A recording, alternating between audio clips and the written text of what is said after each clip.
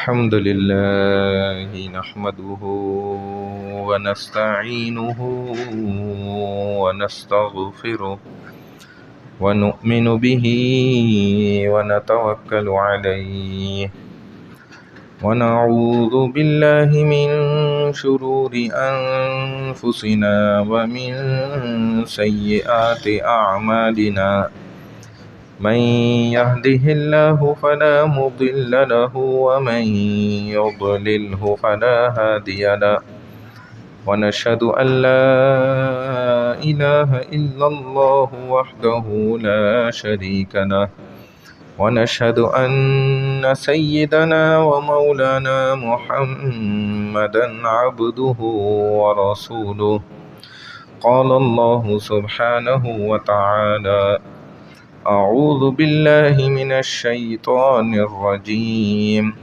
بسم الله الرحمن الرحيم وإذ يمكر بك الذين كفروا ليثبتوك أو يقتلوك أو يخرجوك ويمكرون ويمكر الله والله خير الماكرين صدق الله العظيم۔ رسول اللہ صلی اللہ تعالی علیہ وسلم کی سیرت رسول پاک کا آج 27واں سلسلہ نمبر ہے۔ سلسلہ نمبر 26 اس بات پر اختتام ہوا تھا کہ نبی علیہ الصلاۃ والسلام کا اسراء اور معراج کا سفر وہ مکمل ہوا۔ پھر نبی علیہ الصلاۃ والسلام واپس لوٹے۔ کفار نے ایک بڑا زوردار شور مچا دیا جب نبی علیہ الصلاۃ والسلام نے صبح ہوتے ہی اعلان کر دیا کہ بھئی رات میں اللہ نے مجھے اسراء اور معراج کا سفر اور سیر کرا دی۔ چنانچہ جب شور و غل پھیلا اور کفار نے پھر آپس میں ایک میٹنگ رکھی اور اس میں طے کیا کہ ہم رسول اللہ صلی اللہ علیہ وسلم سے نشانیاں پوچھیں گے اور رسول اللہ صلی اللہ علیہ وسلم ان نشانیوں اور ان علامات کا جواب نہیں دے پائیں گے، چنانچہ پوری دنیا میں آپ جھوٹے تصور ہو جائیں گے، نعوذ باللہ۔ ہم پوچھیں گے بھائی بیت المقدس کی بتائیں کہ کتنے دروازے تھے، کتنے کھڑکیاں تھیں، کس دروازے سے آپ داخل ہوئے، کس دروازے سے آپ نکلے، کہاں سے آپ کا اوپر سفر شروع ہوا، کس مقام سے۔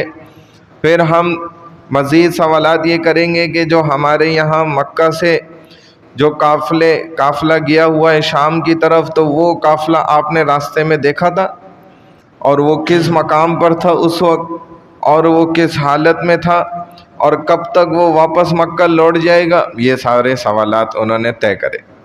چنانچہ آگئے رسول اللہ صلی اللہ علیہ وسلم کے پاس حاضر ہوئے اور کہا کہ ہمیں آپ سے بات کرنی ہے۔ نبی علیہ السلام اس وقت حتیم میں بیٹھے ہوئے تھے، جو مکہ کے آپ حرم میں دیکھتے ہیں بیت اللہ کعبۃ اللہ کے اندر کا حصہ ہے لیکن وہ باہر موجود ہے، وہ کعبے کے اندر شامل نہیں ہو سکا۔ ایسے ایک باؤنڈری ہے بالکل کعبے کے ساتھ آپ کو نظر آتی ہے، اس جگہ کو حتیم کہا جاتا ہے۔ نبی علیہ الصلوۃ والسلام وہاں تشریف فرما، آپ علیہ السلام نے ان کو فرمایا ٹھیک ہے بھائی کریں سوال، کیا پوچھنا ہے؟ تو انہوں نے کہا ہمیں تو اس بات پہ یقین نہیں آ رہا، تو آپ اگر ہماری ان سوالات کے جوابات دے دیں تو ہم پھر مان جائیں گے آپ کی بات۔ کہا ٹھیک ہے سوالات کرو۔ اب انہوں نے سوالات کرنا شروع کرے، یہ بتائیں کہ بیت المقدس میں کتنے دروازے ہیں، کتنی کھڑکیاں ہیں، کتنے روشن دان ہیں، کس دروازے سے آپ داخل ہوئے، کہاں سے باہر نکلے، کہاں سے آپ کا اوپر سفر شروع ہوا۔ رسول اللہ صلی اللہ علیہ وسلم فرماتے ہیں جب میں نے ان کے یہ سوالات سنے تو زندگی میں کبھی مجھے اتنی تکلیف نہیں ہوئی تھی جتنے ان کے یہ سوال سن کے مجھے تکلیف، جو مجھے تکلیف پہنچی۔ کیونکہ خود غور کرنے کی بات ہے کہ ہم اگر اس مسجد میں آئے، میں آپ سے بولوں بھائی بتاؤ ادھر کتنی ریلیں پڑی ہوئی تھیں، آپ چلے گئے نماز پڑھ گئے، بتاؤ بھائی کتنے قرآن پڑھے ہوئے تھے، کتنے ادھر گریلیں کتنی لگی ہوئی تھی، کتنی صفیں تھیں؟ آپ کہیں گے مولوی صاحب میں نماز پڑھنے گیا تھا، میں صفیں گننے تھوڑی گیا تھا، میں کوئی قرآن اور ریلیں تو گننے نہیں گیا تھا، نہ پنکھے گننے گیا تھا مسجد میں۔ مسجد میں کیوں آتے ہیں بھائی؟ نماز ادا کرنے آتے ہیں۔ تو رسول اللہ صلی اللہ علیہ وسلم فرماتے ہیں مجھے اتنی تکلیف ہوئی ان کے ان سوالات۔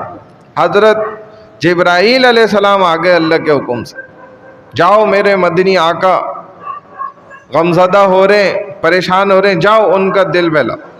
آ گئے، جبرائیل نے فرمایا یا رسول اللہ فرما رہے ہیں آپ غمزدہ نہیں ہو، پریشان نہیں ہو، ان کا تو کام ہی یہی ہے، جو نماز پڑھنے آئے اس کے نماز میں کیڑے نکالو، جو قرآن پڑھنا شروع کر دے اس کے قرآن میں کیڑے نکالو، جو تھوڑا سا دین تبلیغ کی محنت شروع کر دے اس میں کیڑے شروع کر دو نکالنا۔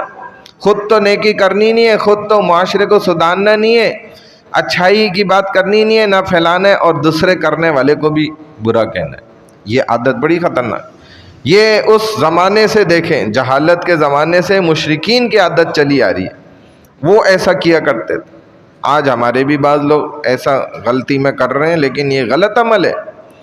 چنانچہ اب جبرائیل نے فرمایا کہ اللہ آپ کے لیے سارا میپ جو ہے نا بیت المقدس کا، یہ حتیم بیت اللہ کی دیوار پہ کر رہے ہیں، آپ ان کو بولے کرو سوال، کیا پوچھنا ہے تمہیں؟ اور کہتے ہیں رسول اللہ صلی اللہ علیہ وسلم کہ اللہ نے دیوار پہ پورا عکس بیت المقدس کا سامنے کر دیا میرے، گویا پورا بیت المقدس اٹھا کے سامنے لے آئے، کعبہ کی دیوار پہ لے آئے۔ اللہ کے لیے کوئی مشکل ہے؟ ہم ایک اسکرین لگا کے پوری دنیا کو جو ہے کرکٹ دکھا سکتے ہیں، اللہ اپنے رسول کو نہیں دکھا سکتے؟ نعوذ باللہ۔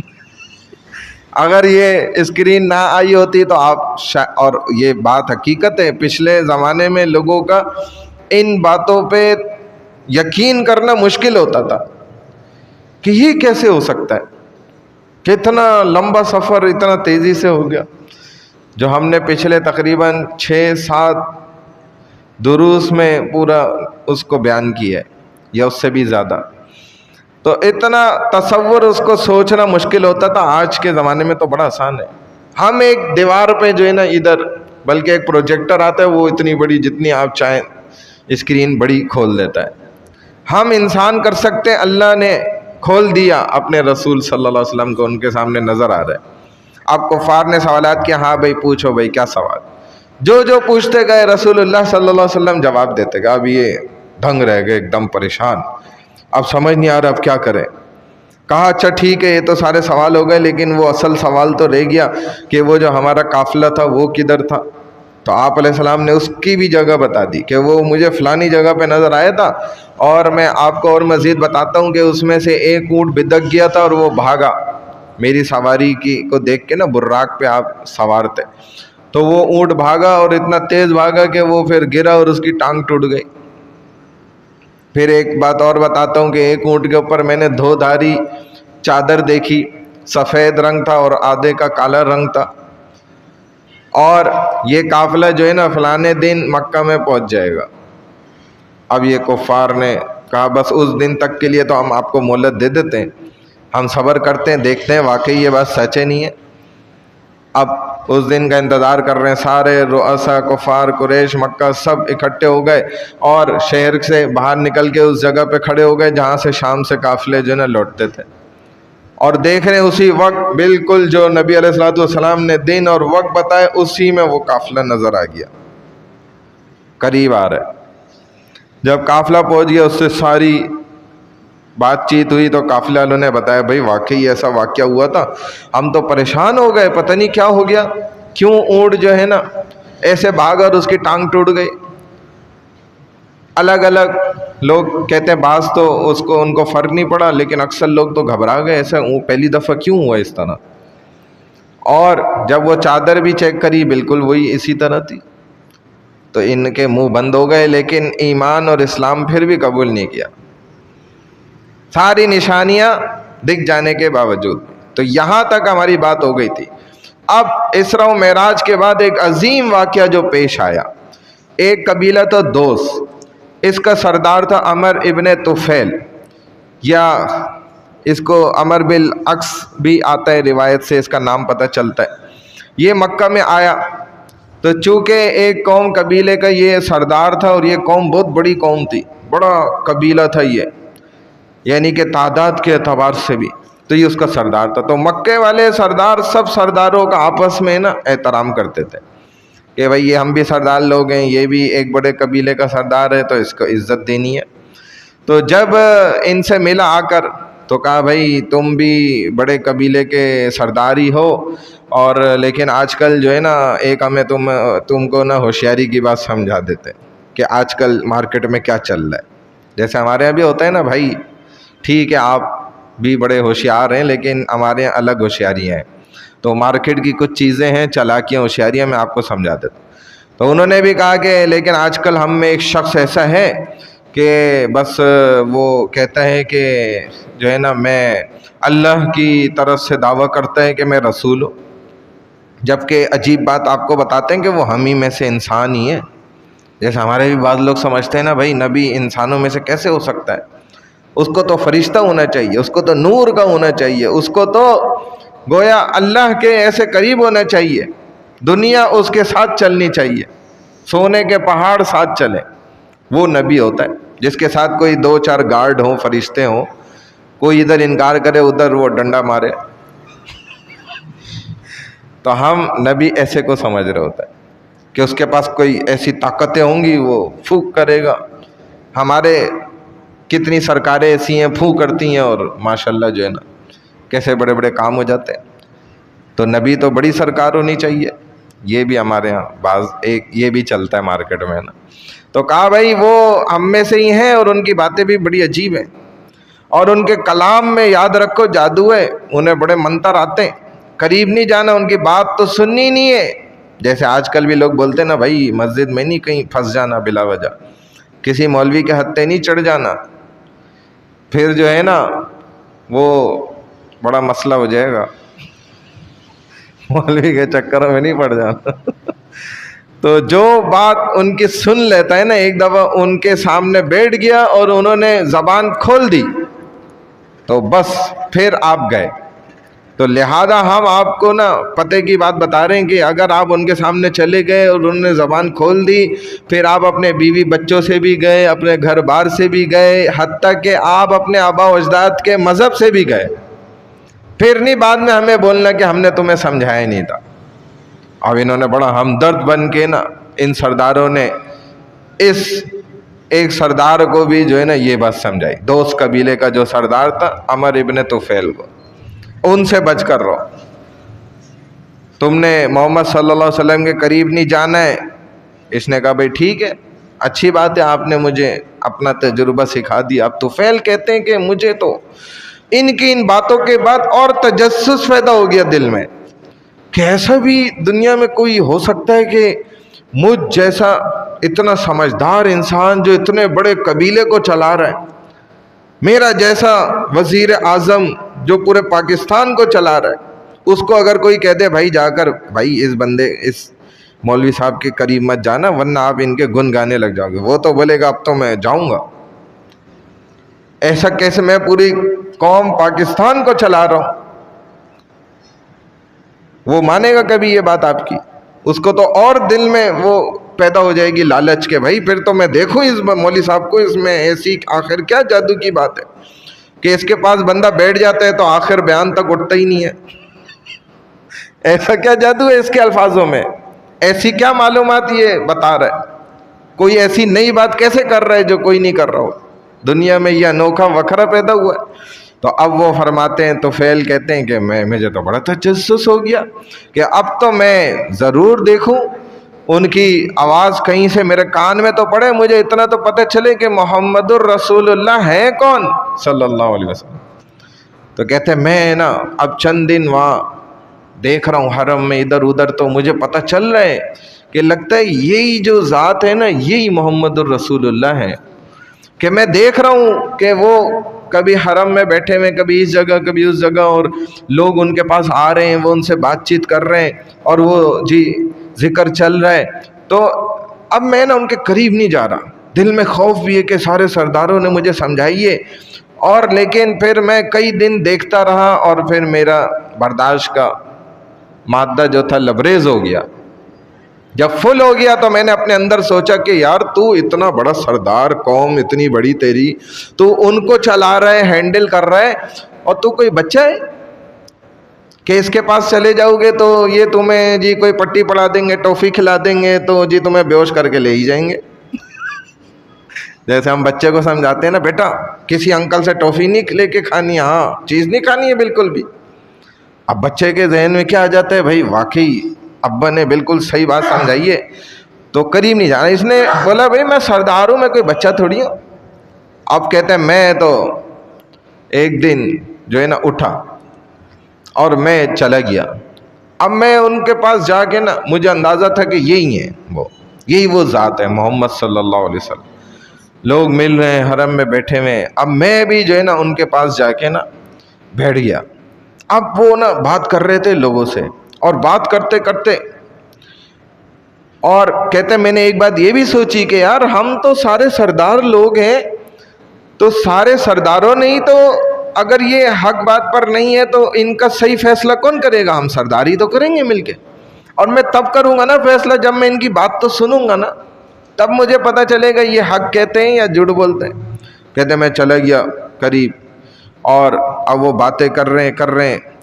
حضور صلی اللہ علیہ وسلم ایک دم جو ہے نا انہوں نے قرآن کی تلاوت کرنا شروع کی. کہتے ہیں بس میں نے تو حضور کا چہرہ جو دیکھا، اور جب انہوں نے تلاوت کی ہے میں نے سنی، تو میری تو دنیا ہی بدل گئی. اور سنتے ہی جو ہے نا پھر میں نے کہا کہ بھائی آپ کو پتہ ہے کہ میں کون ہوں؟ تو نبی علیہ السلام نے فرمایا نہیں بھائی کون ہو بتاؤ. فرمایا میں تو دوست قبیلے کا سردار ہوں، اتنا مشہور اور بڑا قبیلہ ہے. اور لیکن فوراً اس نے کہا کہ میں گواہی دیتا ہوں کہ اشہد ان لا الہ الا اللہ و اشہد ان محمد رسول اللہ. لا الہ الا اللہ و انک رسول اللہ، کہ میں اس بات کی گواہی دیتا ہوں کہ واقعی آپ جو ہے نا اللہ کے رسول ہی ہیں.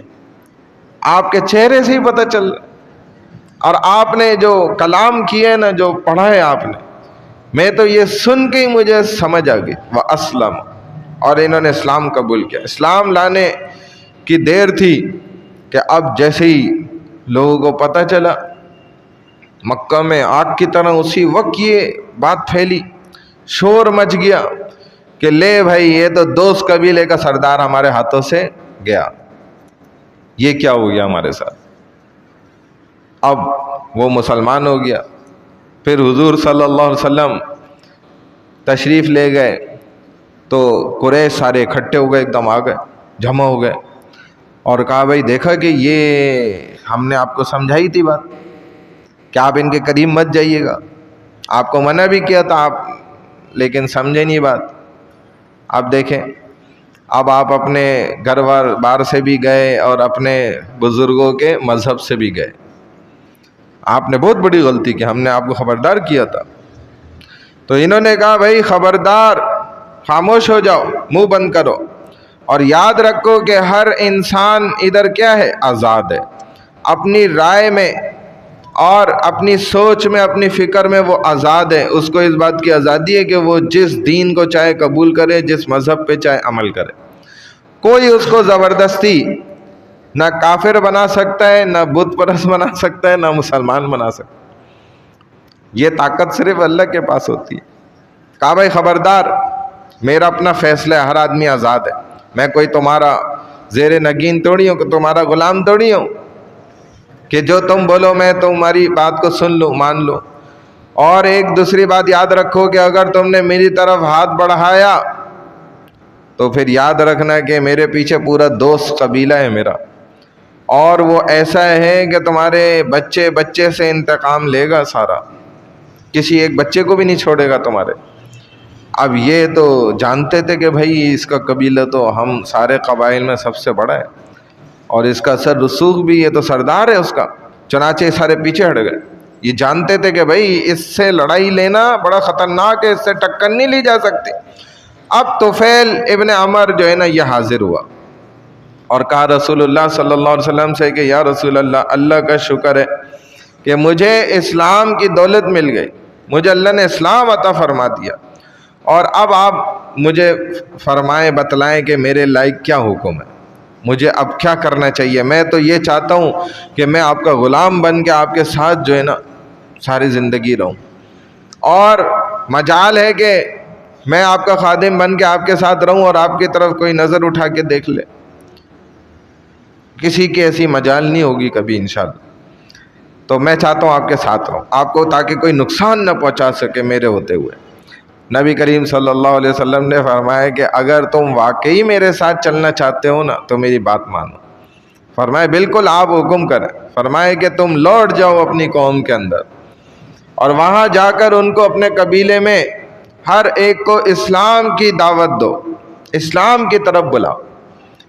تو اس نے کہا کہ بھائی جیسے یا رسول اللہ آپ کا حکم.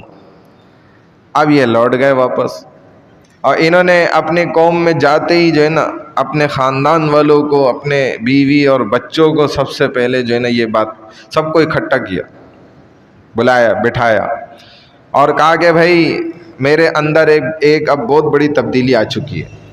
چونکہ میں اس کو چھپانا نہیں چاہتا، اس بات کو میں چاہتا ہوں میں کھل کے آپ کو بتا دوں. اس کے بعد آپ لوگوں کی مرضی ہے، آپ جو فیصلہ کریں. آپ چاہیں تو میرے ساتھ چلیں، چاہیں تو مجھ سے الگ ہو جائیں ہمیشہ کے لیے، کوئی مسئلہ نہیں ہے. کیونکہ جو چیز میرے اندر آ چکی ہے اس کو تو اب میں قیامت تک چھوڑ ہی نہیں سکتا. چنانچہ وہ بات یہ ہے کہ میری ملاقات ہوئی ایک ایسی ذات پاک سے کہ جو اللہ کے نبی ہیں، اور انہوں نے جب میرے سامنے قرآن پڑھا تو میں تو اب مسلمان ہو گیا ہوں، میں اب بت پرست نہیں ہوں. چنانچہ اگر آپ میرے ساتھ شریک ہوتے ہیں تو ٹھیک ہے، اہلاً و سہلاً، مرحبا، ورنہ مجھ سے جدا ہو جائیں، کوئی مسئلہ نہیں ہے. تو ابھی آپ فیصلہ کر لیں، یہی وقت ہے. اب دیکھیں یہ ہوتا ہے ایک نبی کی تھوڑی سی دیر کی صحبت اور اس کی دعوت کا اثر. اور یہ الحمدللہ آج تک قائم ہے اور قیامت تک رہے گا. جو رسول اللہ صلی اللہ علیہ وسلم کے وارث ہیں، علماء، علم کے وارث ہیں، ان کی بھی مجلس میں جو بیٹھے گا نا وہ اثر لے کے ضرور اٹھے گا، بغیر اثر کے نہیں جائے، خالی کوئی نہیں جائے گا. اس کا دل دماغ جو ہے نا اللہ فریش کر دیں گے، دوبارہ سمجھیں ری اپڈیٹڈ ہو جائے گا، نیو ورژن جو ہے نا انسٹال ہو جائے گا اس کے اندر. کیونکہ جو ڈیو ڈیٹ جس ورژن کی گزر گئی ہو پھر وہ کام بھی نہیں کرتا، تو اپڈیٹڈ ورژن ہونا ضروری ہے. تو آپ کے دل دماغ میں ضرور جو ہے نا فریش ہو جائے گا انشاءاللہ. تو یہ تو اللہ کے رسول صلی اللہ علیہ وسلم کے وارث لوگوں کی مجلس کا حال ہے. آپ اندازہ کریں کہ رسول اللہ صلی اللہ علیہ وسلم کی مجلس کا کیا عالم ہوتا ہوگا. تو یہ اثر ہوا اتنا، خدا کی شان ہے کہ بیوی بچے مسلمان ہو گئے، انہوں نے بھی کلمہ پڑھا، قریبی خاندان والے سب مسلمان ہو گئے. پھر قوم قبیلے والوں کو سب کو انہوں نے دعوت دی، اور کہتے ہیں چند دنوں کے اندر پورا کا پورا قبیلہ الحمدللہ مسلمان ہو گیا، سب نے اسلام قبول کر لیا. اب اسی دوران حج کا موسم آ گیا، جیسے اب بھی آ رہا ہے. اور جب حج آتا تھا تو حیرت کی بات آپ کو بتا رہا ہوں، پتہ نہیں آپ نے پہلے کبھی سنی یا نہیں سنی، کہ مکہ والے کفار بھی حج کرتے تھے. پہلے کبھی سنا ہے؟ جو کافر لوگ تھے نا اس وقت بتوں کو پوجتے تھے، یہ بھی حج کرتے تھے، اور حج میں آگے آگے رہتے تھے، پیش پیش. یعنی کہ سمجھ لیں حج کی امامت یہی کفار کر رہے ہوتے تھے. اور دعویٰ یہ کرتے تھے کہ بھائی اس کی وجہ یہ ہے کہ سب سے بڑے حقدار تو اس کعبۃ اللہ کے ہم لوگ ہیں، کیونکہ وہی مجاورین کعبہ تھے، کعبہ کی چابیاں ان کے پاس ہوتی تھی. تو اسی طرح سقایا کہتے تھے کہ ہمارے ہاتھ میں، اسی طرح رفادہ جو ہے نا، یعنی کہ یوں سمجھ لیں کہ حرم کی جو حرم تھا اس کی پوری خدمات جو ہے نا ان کے ذمہ ہوتی تھی، سارا خدمت کا کام یہ کرتا تھا، غلاف کعبہ ان کے ہاتھ میں. تو یہ کہتے تھے کہ ہم تو سب سے زیادہ کعبۃ اللہ کے وارث ہیں. تو احرام باندھتے تھے باقاعدہ اور غسل کرتے باقاعدہ، یہ کافر لوگ قربانیاں کرتے باقاعدہ، تلبیہ پڑھتے تھے. حتیٰ کہ ایک روایت میں آتا ہے حدیث میں کہ ایک مرتبہ ایک دن جو ہے رسول اللہ صلی اللہ علیہ وسلم نے سنا کہ یہ کفار قریش میں سے کچھ لوگ نا احرام باندھے ہوئے تھے اور تلبیہ پڑھ لیتے بڑے جوش خروش کے ساتھ نا، تو کہہ رہے تھے کہ بھائی لبیک اللہم لبیک لبیک لا شریک لک لبیک۔ اچھا یہ پڑھ لیتے تو رسول اللہ صلی اللہ علیہ وسلم نے فرمایا کہ ہاں ادھر رک جاؤ، یہیں پہ رک جاؤ، یہی بات تو میں تمہیں سمجھا رہا تھا، لبیک اللہم لبیک لبیک لا شریک لک لبیک۔ تو نبی علیہ السلام فرماتے ہیں کہ میں نے ان کو کہا یہیں رک جاؤ، یہی بات تو میں تمہیں کب سے سمجھا رہا ہوں، تمہیں یہی تو کہہ رہا ہوں کہ یہی بات تم سمجھ جاؤ۔ تو ظالموں نے ایک دم کہا کہ الا شریک لہ ما شریک لہ ما ملک، کیا کہنے لگ گئے کہ ہاں وہی لبیک ہم حاضر ہیں، اے اللہ ہم حاضر ہیں اور آپ کے علاوہ کوئی شریک نہیں ہے، ہاں لیکن مگر وہ شریک ہیں کہ جن کو آپ نے خود شریک بنایا ہے، اور ان کا بھی دراصل مالک آپ ہی ہیں، یہ کہنے لگ گئے۔ اور ہمارے جو چھوٹے چھوٹے خدا ہیں نا، اصل مالک وہ نہیں ہے، لیکن آپ نے چونکہ ان کو شریک بنایا نا، اصل ان کے مالک آپ ہی ہیں، ہمارے بھی مالک اصل میں ہیں آپ ہی۔ حضور صلی اللہ علیہ وسلم نے فرمایا کہ تبہا لکم اللہ، تم لوگوں کو تو اللہ ہلاک کر دے، کیا تم بھی کہتے ہو، ایک طرف کہتے ہو لا شریک لک کہ تیرا کوئی شریک نہیں، پھر کہتے ہو کہ الا شریک مگر ان شریکوں کے جو ہمارے بت ہیں۔ تو جب حج کا موسم آیا تو مدینہ منورہ سے 73 مرد لوگ جو ہے نا ان کا قافلہ آیا، اور اس میں 2 عورتیں بھی تھیں حج کرنے کے لیے، اور یہ سارے مسلمان تھے پہلے سے ہی۔ پھر جب یہ مکہ آ گئے اور حج کے احکامات کے اندر مشغول ہو گئے، جو حج کے ارکان ہوتے ہیں نا، تو انہوں نے مشورہ کیا، آپس میں بیٹھ گئے، 73 مردوں نے اور 2 خواتین ان میں شامل تھیں۔ مشورہ کیا بھئی الحمدللہ ہم تو مسلمان ہیں، لیکن ہماری ملاقات محمد الرسول اللہ صلی اللہ علیہ وسلم سے نہیں ہوئی ابھی تک، تو ہم رسول اللہ صلی اللہ علیہ وسلم کا دیدار تو کر لیں، ان سے کسی طرح ملاقات تو ہو جائے، تو ان سے کوئی میٹنگ رکھی جائے۔ چنانچہ مصعب ابن عمیر نے ان کو اسلام سکھایا تھا، جو ان کی طرف گئے تھے مسلمان ہو کر، تو انہوں نے کہا کم از کم ہم حضور سے ملاقات تو کر لیں، یہاں آئے ہوئے ہیں مکہ میں تو کوئی وقت طے کر لیا جائے۔ لہذا 2 آدمی انہوں نے اپنے مشورے سے طے کیے، ایک ان میں تھے برہ ابن معلول اور دوسرے تھے اسد ابن مالک۔ یہ دونوں حضور صلی اللہ علیہ وسلم کی خدمت میں حاضر ہوئے تو پوچھا نبی علیہ الصلوۃ والسلام نے کہ آپ کہاں سے آئے ہیں؟ تو فرمایا کہ یثرب سے، مدینہ کا پچھلا نام کیا تھا پرانا؟ یثرب تھا۔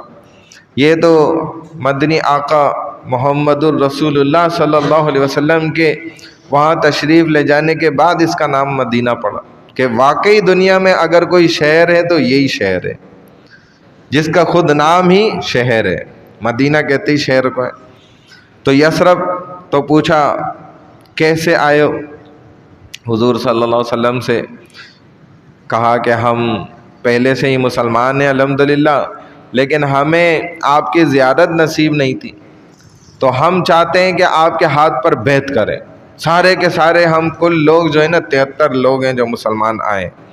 تو نبی کریم صلی اللہ علیہ وسلم نے فرمایا کہ اچھا تمہارا نام کیا ہے؟ تو کہا کہ برہ ابن معلول ہے۔ اب دوسرے سے پوچھا آپ کا نام کیا ہے؟ کہ تو انہوں نے کہا کہ اسد ابن مالک۔ اب جب رسول اللہ صلی اللہ علیہ وسلم نے ان کا نام سنا تو فرمایا کہ اچھا تم وہ تو نہیں ہو جو ایک بڑا مشہور شاعر ہے، زمانے کا مشہور شاعر؟ تو کہا ہاں یا رسول اللہ میں وہی ہوں۔ تو اب رسول اللہ صلی اللہ علیہ وسلم کو بے حد خوشی ہوئی، آپ بہت خوش ہوئے، کیونکہ اس زمانے میں تو آپ جانتے ہیں کوئی نشر و اشاعت کا، کوئی میڈیا، کوئی ایسا تو طریقہ تھا نہیں دین کو پھیلانے کا۔ یہی طریقہ تھا کہ بھائی دروازے دروازے جائے جائے، ایک ایک فرد کو سمجھایا جائے اور اس کو دین کی طرف لایا جائے۔ تو اسی لیے وہ زمانہ بھی ایسا تھا کہ فصاحت و بلاغت بہت مشہور تھی، چنانچہ اسی زمانے میں اللہ نے قرآن اتارا کہ دیکھو اس سے بڑا فصیح کلام کوئی ہے اور تم فصاحت کے بالکل ماہر ہو، چنانچہ تمہیں سمجھ آنی چاہیے کہ دیکھو یہ قرآن کیا ہے، کسی انسان کا کلام نہیں ہے۔ تبھی تو عرب دھنگ رہ گئے نا، قرآن سنتے تھے اور فوراً سمجھ جاتے تھے، جو جس کے دل میں میل نہیں ہوتا تھا تو وہ مان لیتا تھا۔ چنانچہ اس سے پہلے تو کوئی اگر فصیح بلیغ شعر و شاعری والا مسلمان ہو جائے، اس زمانے میں تو اسلام میں قوت اور طاقت آنے کا وہ بہترین ذریعہ بنتا تھا، کیونکہ اس زمانے میں اشعار بہت چلتے تھے اور فصاحت و بلاغت والے، اس سے اسلام کے پھیلنے میں آسانی ہوتی تھی۔ جیسے حسان بن ثابت رضی اللہ تعالی عنہ کا آپ سنتے رہتے ہیں واقعات، کہ انہوں نے بھی اشعار پڑھے رسول اللہ صلی اللہ علیہ وسلم کی مدح تعریف میں، وَأَحْسَنَ مِنْكَ لَمْ تَرَ قَطُّ عَيْنِي وَأَجْمَلَ مِنْكَ لَمْ تَلِدِ النِّسَاءُ خُلِقْتَ مُبَرَّأً مِنْ كُلِّ عَيْبٍ كَأَنَّكَ قَدْ خُلِقْتَ كَمَا تَشَاءُ، کہ بہترین اشعار پڑھے۔ ایسے اشعار کسی نے رسول اللہ صلی اللہ علیہ وسلم کی تعریف میں نہیں پڑھے۔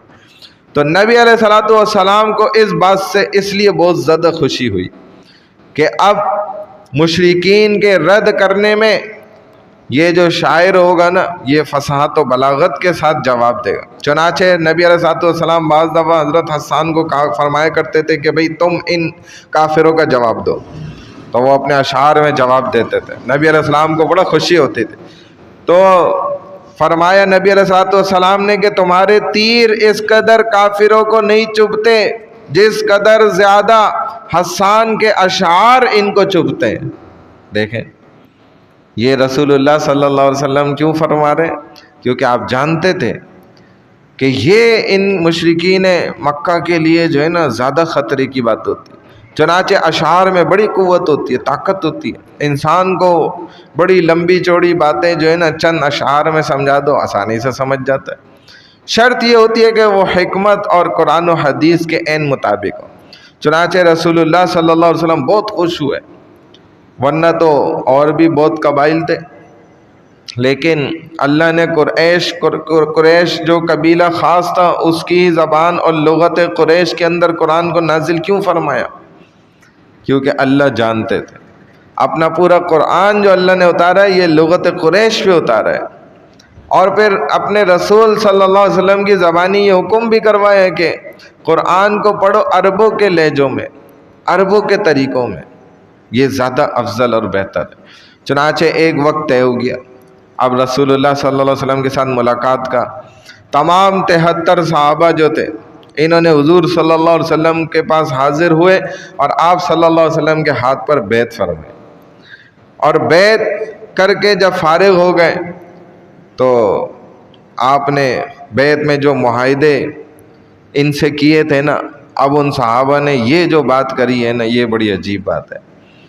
صحابہ کہنے لگے یا رسول اللہ آپ نے ہم سے اس بیعت میں جتنے بھی معاہدے کیے تو یہ تو یعنی کہ وہ معاہدے یہ تھے کہ چوری نہ کرو، زنا نہ کرو، شرک نہ کرو، بددیانتی نہ کرو، دغا بازی نہ کرو، کسی کے ساتھ برا نہ کرو، یہ سب چیزیں تھیں، اور یہ کیا تھیں؟ یہ سب حقوق اللہ تھے۔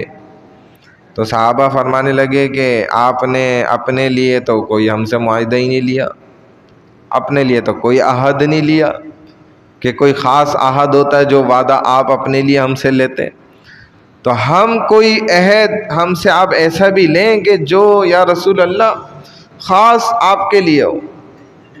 حضور صلی اللہ علیہ وسلم نے فرمایا کہ اصل بات تو دیکھو یہ ہے کہ اسلام ہے اصل، اور جب تم نے اس بات کو قبول کر لیا، اللہ نے تم کو اسلام کی دولت دے دی، اور اگر تم چاہتے ہو پھر بھی کہ میں تم سے کوئی ایسا وعدہ لوں جو میرے لیے ہو، تو حضور صلی اللہ علیہ وسلم نے فرمایا کہ میں بھی پھر تم سے ایک وعدہ لیتا ہوں۔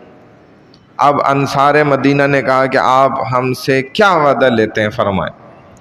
رسول اللہ صلی اللہ علیہ وسلم نے فرمایا کہ اگر میں کبھی یثرب میں آ گیا تمہارے شہر میں تو تم میری اسی طرح حفاظت کرنا، میرا دفاع اسی طرح کرنا جیسے انسان اپنے گھر بار، اہل و عیال، بیوی بچوں کے ساتھ ان کی حفاظت کرتا ہے۔ تو اگر کبھی میں یثرب آیا نا تو تم نے میری ایسے حفاظت کرنی ہوگی۔ تم مجھ سے یہ ذاتی معاہدہ اگر کرتے ہو نا تو بتاؤ۔ اب فرمایا انصار نے کہ، اور یہ انصار وہ لوگ تھے جو بڑے سمجھدار لوگ تھے، بڑے عقل مند تھے۔ فرمایا ٹھیک ہے، ہم پورا دفاع کریں گے آپ کا، لیکن اس کے بدلے میں آپ ہمیں کیا عطا کریں گے یہ بتائیں۔ اب یہ دیکھیں یہ سودے بازی کیا ہو رہی ہے، ہم تو کرتے ہیں دنیا کی سودے بازیاں نا، اور صحابہ کیا سودے بازیاں کرتے تھے؟ دین کی، آخرت کی، ہمیشہ کی کامیابی کی سودے بازیاں کرتے تھے وہ۔ اب یہ صحابہ کیا کہہ رہے ہیں؟ انصار کہہ رہے ہیں کہ آپ پھر ہمیں اس شرط کے بدلے کیا دیں گے؟ تو رسول اللہ صلی اللہ علیہ وسلم نے فرمایا اگر تم نے اپنا وعدہ نبھایا تو لکم الجنہ، پھر تمہارے لیے جنت ہے، یعنی کہ آخرت کا بدلہ۔ کوئی دنیا کی نعمت نہیں مانگی صحابہ نے، کوئی یہاں دنیا کا معاوضہ نہیں، بدل نہیں مانگا، جبکہ ہمارے ہاں تو کیا مانگا جاتا ہے بھائی؟ دنیا کی چیزیں۔ تو اس صحابی نے ایک عجیب بات جواب میں فرمائی۔ وہ صحابی کہنے لگے کہ واللہ یا رسول اللہ لا نقیل ولا نستقیم، یا رسول اللہ مجھے اللہ کی قسم ہے کہ اب اس وعدے سے نہ ہم آگے بڑھیں گے اور نہ آپ پھریں گے، نہ ہم اب اس وعدے سے پھریں گے اور نہ آپ پھریں گے اپنے وعدے سے۔ بات سمجھ آ رہی ہے؟ کیونکہ رسول اللہ صلی اللہ علیہ وسلم نے فرمایا کہ جنت پھر تمہارے لیے ہوگی اگر تم نے میری ویسے ہی حفاظت کری، کبھی میں یثرب میں آنا ہوا تو پھر ایک صحابی نے اور عجیب بات کی، عرض کیا کہ میں بھی یا رسول اللہ کچھ کہنا چاہتا ہوں۔ آپ نے سب سے بات کری، سب کی بات سنی، میں نے سب کی باتیں سنی، تو یا رسول اللہ میں ایک صحابی ہوں، میں بھی آپ سے کوئی بات کرنا چاہتا ہوں۔ تو رسول اللہ صلی اللہ علیہ وسلم نے فرمایا ہاں بھائی بالکل کہو، کیا کہنا چاہتے ہو؟ تو فرمانے لگے یا رسول اللہ ہماری مدینہ والوں کی یہ خواہش ہے جب آپ مدینہ آ جائیں اللہ کے حکم سے، اللہ کی طرف سے آپ ہمارے پاس آ جائیں یثرب میں، تو پھر آپ ہمیں چھوڑ کر نہ جائیے گا کبھی۔ یہ میں آپ سے کہتا ہوں، یہ میں آپ سے چاہتا ہوں، جب آپ پھر ایک دفعہ آ جائیں نا ہمارے پاس تو پھر کبھی بھی یا رسول اللہ آپ ہمیں چھوڑ کر مت جائیے گا۔ جب رسول اللہ صلی اللہ علیہ وسلم نے یہ سنا تو کہتے ہیں کہ حضور صلی اللہ علیہ وسلم ایک دم جوش میں آ گئے، اور جوش میں آ کر اور فرمایا کہ اے مدینہ والو فیکم احیا و فیکم اموت، کہ میرا بھی وعدہ ہے کہ آنے کے بعد پھر میری زندگی بھی تمہارے ساتھ ہے، پھر میری موت بھی تمہارے ساتھ ہی ہے۔ اور دیکھیں رسول اللہ صلی اللہ علیہ وسلم نے اس بات کو کیسا سچ کر کے دکھا دیا۔ جب رسول اللہ صلی اللہ علیہ وسلم نے سچ کر کے دکھا دیا، اس کا مطلب صحابہ نے بھی سچ کر کے دکھا دیا ہوگا، بالکل دکھا دیا۔ جب دنیا میں سچ کر کے دکھا دیا تو اب رسول اللہ صلی اللہ علیہ وسلم ادھر اپنے صحابہ کو بھی جنت میں سچی مچی پہنچا کے دکھائیں گے۔ اب ان صحابی کو کوئی گالی دے، نعوذ باللہ، برا کہے، یا ان کی ذات میں کوئی بھی قبیح یا غلط بات کرے تو یہ قابل قبول ہوگی؟ کبھی بھی نہیں۔ جن کے ایسے ایسے مقامات مل گئے ان کو، تو فرمایا نبی علیہ الصلوۃ والسلام نے میری زندگی بھی تمہارے ساتھ ہوگی، میری موت بھی تمہارے ساتھ ہوگی۔ کتنا بڑا وعدہ ہے یہ صحابہ کا، دماغ دیکھیں ماشاءاللہ، کتنا بڑا فیصلہ انہوں نے کرا لیا۔ اور یہ بہت اونچا مقام ہے کہ حضور صلی اللہ علیہ وسلم کی وجہ سے ساری دنیا مدینہ سے ہی مکہ جاتی ہے نا۔ پوری دنیا کہاں جاتی ہے؟ مکہ جاتی ہے۔ ابھی حج کرنے سب کہاں جا رہے ہیں؟ مکہ جا رہے ہیں۔ حتیٰ کہ مدینہ سے بھی کہاں جاتے ہیں؟ حج جب کرنا ہوتا ہے مدینہ والے لوگ کہاں جاتے ہیں بھائی؟ حج مکہ میں ہوتا ہے نا۔ مینا، مزدلفہ، عرفات، جمرات، طواف زیارت، طواف قدوم، یہ سب کدھر ہوتا ہے؟ مکہ میں ہوتا ہے۔ تو مدینہ والے لوگ بھی کہاں جاتے ہیں؟ حج کرنے مکہ جاتے ہیں۔ لیکن قیامت جب ہوگی تو مکہ والے بھی مدینہ جائیں گے، یہ بات آپ کو پتہ ہے؟ جب قیامت آئے گی نا پھر کیا ہوگا؟ مکہ والے بھی مدینہ جائیں گے۔ کیسے؟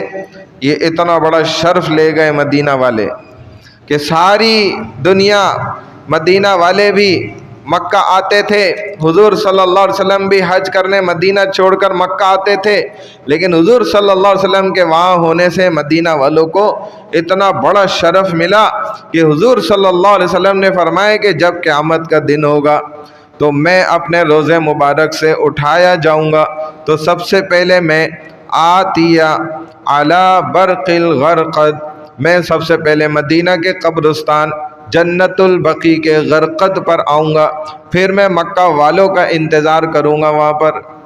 مکہ والے سارے آئیں گے مدینہ میں، پھر جب مکہ والے مدینہ میں آئیں گے پھر میں محشر کی طرف جاؤں گا۔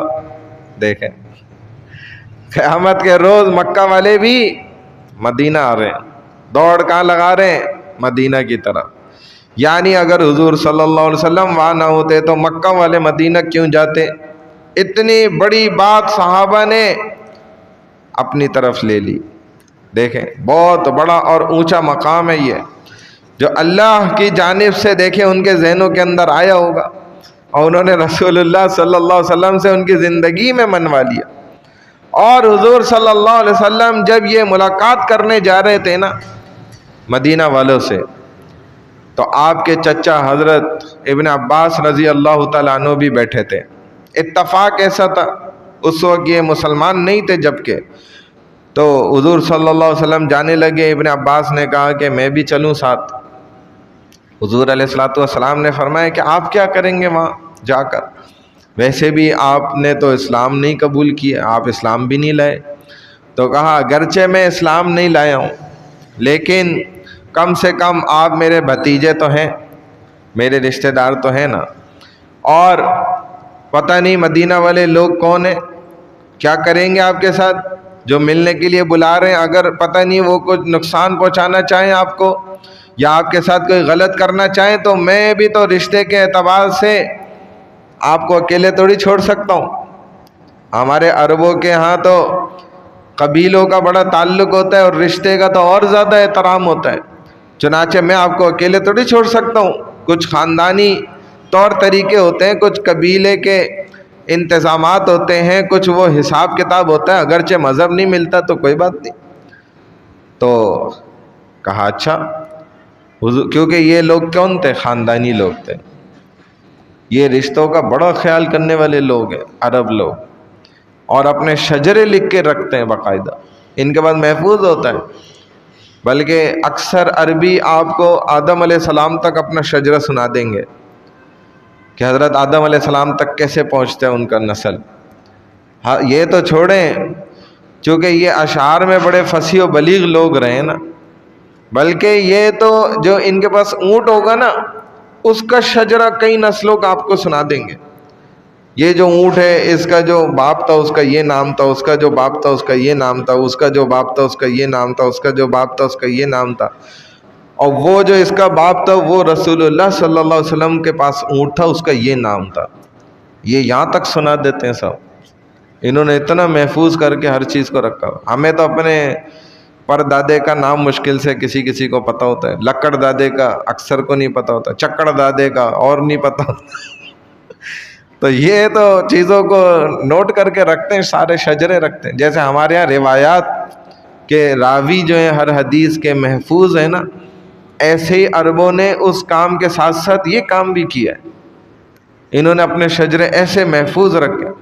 ہمارے یہاں بھی بعض لوگ ایسے ہیں، کچھ بلوچ لوگ بھی یہ کہتے ہیں کہ ہمارے خاندانی بڑے نسلوں تک شجرے کتابوں میں پورے موجود ہیں، جو اگلا آتا ہے اس کا بھی نام بھی پھر ڈل جاتا ہے، جرگا بیٹھتا ہے اور وہ ہو جاتا ہے۔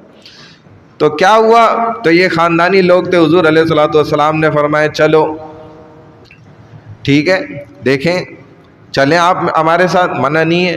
حضرت عباس نے یہ تھوڑی کہا تھا کہ بھائی مدینہ والے جو مطلب ادھر جو ٹھیک ہیں لوگ موجود ہیں وہ دیکھ لیں، آپ کا خیال کر لیں، نہیں، انہوں نے کہا بھائی میرے ذمہ ہے، میں نے خیال کرنا ہے۔ تو حضور صلی اللہ علیہ وسلم کی مجلس بڑھ رہی تھی، حضرت عباس رضی اللہ تعالیٰ عنہ، یہ پہلے تو اس وقت صحابی نہیں تھے، بعد میں تو مسلمان ہو گئے تھے، لیکن انہوں نے دیکھیں کتنی اچھی عادت تھی کہ یہ بات جو ہے نا آگے پھیلائی نہیں، ورنہ ہمارے لوگ کیا کرتے ہیں، مجلس کی بات پھیلا دیتے ہیں جا کے، جو بات نہیں پھیلانی چاہیے۔ اچھی بات تو پھیلائی جائے، وہ تو اچھی بات ہے، لیکن جو بات راز کی ہوتی ہے، حضرت ابن عباس پھیلا سکتے تھے، جا کے سرداروں کو بتا دیتے، بھائی ادھر دیکھو کیا چل رہا ہے، محمد عربی کے پاس تو مدینہ سے وفد آ رہی ہیں، جماعتیں آ رہی ہیں، مسلمان لوگ آ رہے ہیں، ان کی تو طاقت بڑھ رہی ہے، ان کے تو مسلمان بڑھ رہے ہیں، مدینہ تک میں ان کے چاہنے والے پیدا ہو گئے، ان کے ہاتھ پہ بیعت کر رہے ہیں۔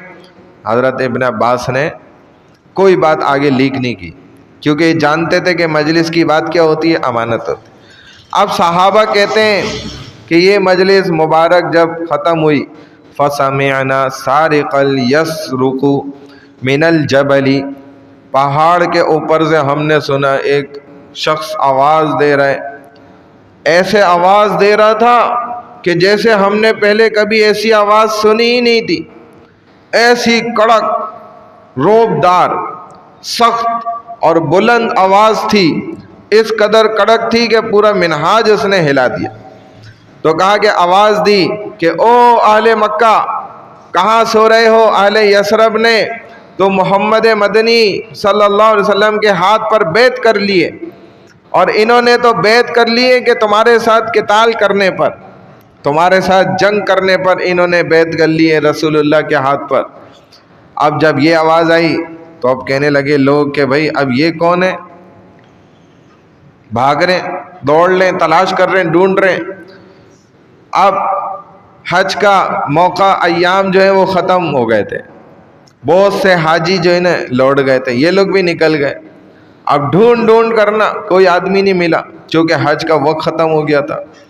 اب صرف دو لوگ ان کو ملے، ایک اسد ابن عبادہ تھے، یہ بھی مدینہ کے رہنے والے تھے، تو ان کو پکڑ لیا اور کہا کہ وہ بتاؤ یہ کون لوگ تھے جو ادھر ایسے بیعت کر رہے تھے محمد صلی اللہ علیہ وسلم کے ہاتھ پر، کیا منصوبہ بنا رہے تھے؟ اب چونکہ سفر یہ کر نہیں سکے تھے، یہ ادھر رک گئے تھے واپسی جانے کے لیے، ایک ان کے ساتھ ایک اور ساتھی تھے، ایک روایت سے پتہ چلتا ہے کہ وہ زرارہ تھے، ان کا نام تھا زرارہ۔ اب اسد ابن عبادہ کو پکڑ کر کہا کہ بھئی بتاؤ کیا بات ہے؟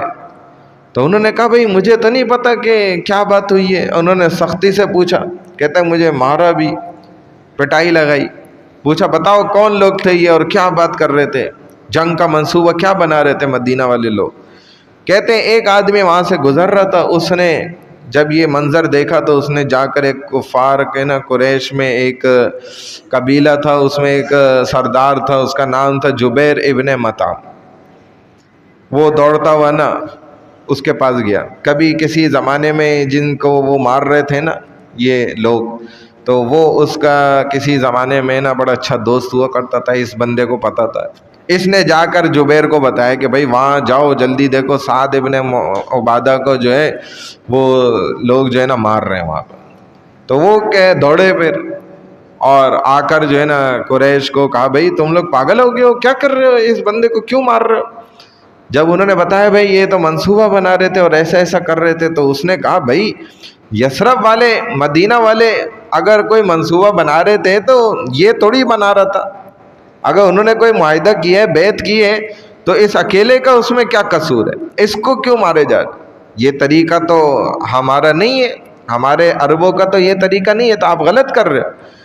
تو اگر ایسا ہے تو مقصد تم یہ سمجھتے ہو کہ مدینہ والوں سے لڑائی کا اب یہ طریقہ ہوگا کہ تم ایک بندے کو مار کے ان سے بدلہ لوگے؟ کیا تم ایسے سردار لوگ ہو؟ عرب لوگ ایسا کرتے ہیں، عرب لوگ تو بڑے مہمان نواز ہوتے ہیں۔ تو اس کو چھڑوایا، اب یہ لوگ چلے گئے وہاں سے، بات ختم ہو گئی۔ اب ابو جہل سردار اور اس کے ساتھ ولید ابن مغیرہ، اسود ابن عبد یعوس، اخنس ابن شریک، یہ بڑے بڑے سارے کافر سردار، یہ انہوں نے کہا ایک دوسرے سے ملے، بھائی ہمیں تو فوراً میٹنگ کرنی چاہیے، یہ تو بڑا مسئلہ کھڑا ہو گیا، یہ تو محمد صلی اللہ علیہ وسلم کا جو ہے نا دعوت اور ان کی جماعت تو اور زیادہ سخت ہوتی جا رہی ہے، بڑھتی چلی جا رہی ہے۔